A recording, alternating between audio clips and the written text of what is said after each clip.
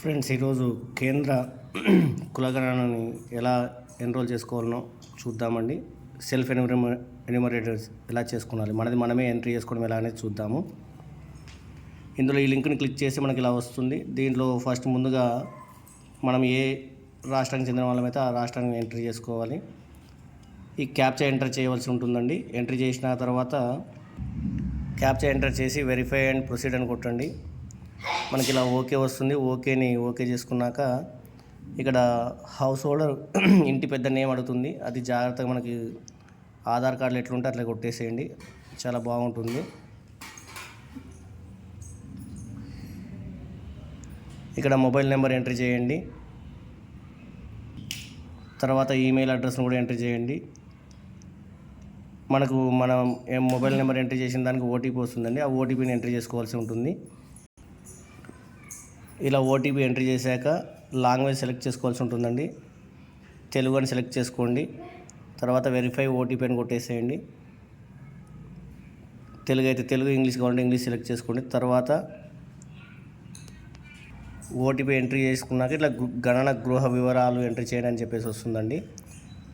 దీంట్లో గణన గృహము మట్టిది అయితే మట్టిదని, ఆ గోడలు ఎలా కట్టారు, మిశ్రమ రాతితో కట్టినారా, సిమెంట్ రేకుల, బండల, ఇటుకల అనేది ఉంటుంది, అది రాసుకోవాలండి. అలాగే ఇంటి కప్పు ఎలా ఉంది, కాంక్రీట్ ఉందా, సిమెంట్ రేకులు ఉన్నాయా అనేది ఉంటుంది. ఏది లేకపోయినా వేరేదైనా రాయవచ్చు. ఇల్లు ఎలా ఉంది, బాగుందా, నివసించడానికి ఉందా, స్థితిలావస్థలో ఉందా అనేది చూసుకోండి. ఏదో ఒకటి సెలెక్ట్ చేసుకోండి. తర్వాత సేవ్ తదుపరి అని చెప్పేసి కొట్టేస్తే ముందుకెళ్తుందండి. ఇలా 3వ పేజీకి వస్తుంది. కుటుంబ సమాచారానికి సంబంధించి ఈ కుటుంబంలో మొత్తం ఎంతమంది నివసిస్తున్నారు అనేది అడుగుతారు. కుటుంబ యజమాని పేరు మళ్ళీ ఇక్కడ టైప్ చేయవలసి ఉంటుందండి. జీకే మొదలవుతా అనేది ఆటోమేటిక్గా అదే వచ్చేస్తుందండి. ఇక్కడికి వచ్చిన తర్వాత అది తెలుగులో కూడా టైప్ చేయాల్సి ఉంటుంది. టైప్ చేసిన తర్వాత అది మనకు తెలుగులో సెట్ తీసుకుంటుంది. తర్వాత కుటుంబ యజమాని ఎవరు, పురుషుడా స్త్రీనా ఎవరు అనేది రాయాల్సి ఉంటుంది. స్త్రీ అయితే స్త్రీ, పురుషుడు అయితే పురుషుడు అని పెట్టుకోండి. ఇక్కడ కులం ముఖ్యం ఇదేనండి. ఎస్సీనా ఎస్టీనా ఏది అనేది మనం చూసుకొని, ఎస్సీ వాళ్ళైతే షెడ్యూల్ కులం అని, ఎస్టీ వాళ్ళైతే షెడ్యూల్ తెగలని, ఇతరులు అయితే అంటే బీసీలు కానీ ఓసీలు కానీ ఎవరైనా ఇతరుల కిందకి వస్తారండి. అది ఇతరులను సెలెక్ట్ చేసుకోవాలి. ఈ ఇంటి యజమాని స్థితి, అది సొంతమా లేకపోతే అద్దె ఇల్లా ఎవరిది అనేది అడుగుతారండి. అద్దెదైతే అద్దెదండి, ఏది కాకపోతే ఒక ఉంటున్నామంటే ఏదైనా ఇతరులమని చెప్పేసి రావండి. ఆ ఇంట్లో ఎన్ని గదులు నివసించడానికి అనుకూలంగా ఉన్నామనేది రాయండి. బాత్రూమ్లు కానీ, లెట్రిన్ రూమ్లు కానీ, వంట రూమ్లు కానీ, స్టోర్ రూమ్లు కానీ ఇవన్నీ దాంట్లో కౌంట్లోకి రావండి. ఓన్లీ మనం పడుకునడానికి వీలుగా ఉండే రూమ్ను మాత్రమే నివసించదగినదని అనుకుంటామండి.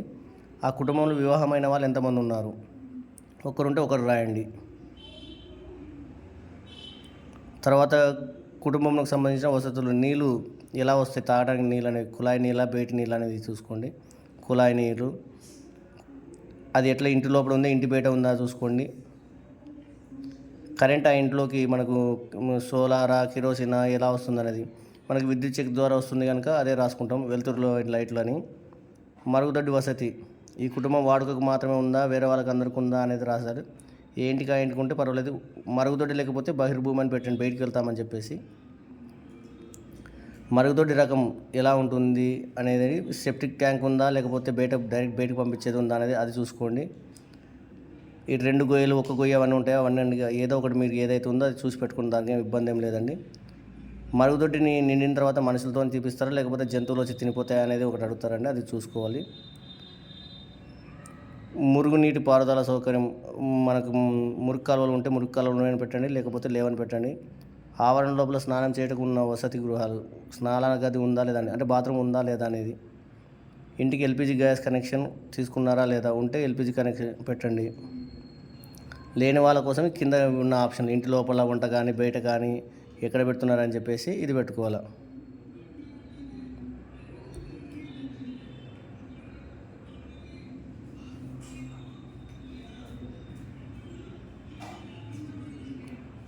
వంటకు ఉపయోగించేది ఎక్కువగా అంటే ఏం ఉపయోగిస్తున్నారండి, మనం ఎల్పిజి వాడుతున్నాం కనుక ఎల్పిజి పెట్టుకొని, వేరేది ఉంటే వేరేది పెట్టుకోవచ్చు అండి, దాంట్లో ఇబ్బంది ఏం లేదు. కుటుంబంలో ఇంట్లో రేడియో ఉందా అని అడతారు. ఉంటే ఉందని పెట్టుకోండి, లేకపోతే లేదు. టెలివిజన్ ఉందా, ఉంటే ఉందని, లేకపోతే లేదని. ఇంటర్నెట్ సదుపాయం ఎలా వస్తుందంటే మనకు మొబైల్ ద్వారా మాత్రమే ఇంటర్నెట్ సదుపాయం ఉందని. ల్యాప్టాప్ ఉందా, లేదని. ఉంటే ఉందని, లేకపోతే లేదని. మీకు ల్యాండ్లైన్ మాత్రం ఏమన్నా ఉంటే ఏ ఫోన్ ఉందనేది అడుగుతాడు. స్మార్ట్ ఫోన్ ఉంటే స్మార్ట్ ఫోన్, లేదా బేసిక్ ఫోన్ ఉంటే బేసిక్ ఫోన్ అని చెప్పవచ్చు. దాంట్లో ఇద్దరు ఇబ్బంది ఏం లేదు, ఏదైనా రాసుకోవచ్చు. స్కూటర్ ఉందా, ఏవైనా ఉన్నాయా అని అడుగుతాడు. ఉంటే ఉన్నాయని, లేకపోతే లేవని. జీప్ ఉందా, లేదు, ఉంటే. ఎక్కువ ఏం తింటారు, బియ్యం. ఇలా సేవ్ చేసుకుంటూ ముందుకు వెళ్ళిపోవాలి.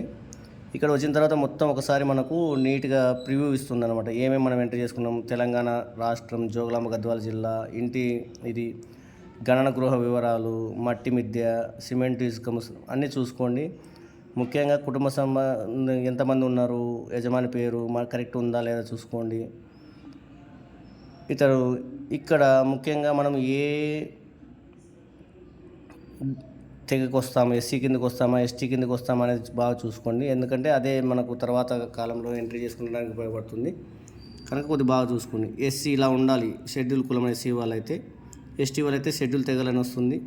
సో కొద్దిగా జాగ్రత్త చూసుకోండి. తర్వాత మిగతా తాగునీటి వసతి గృహాలు అన్నీ ఒకదాని తర్వాత ఒకటి చూసుకోండి. అన్నీ కరెక్ట్ ఉన్నాయని అనుకున్నాక నిర్ధారించి సమర్పించండి.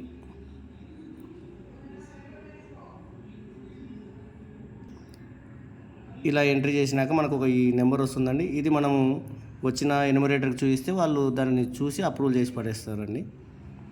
ఇది గుర్తుపెట్టుకోండి. ఇదే కులగణనని ఎలా ఎన్రోల్ చేసుకోవాలనే విషయం గురించి వివరణ. ధన్యవాదములు.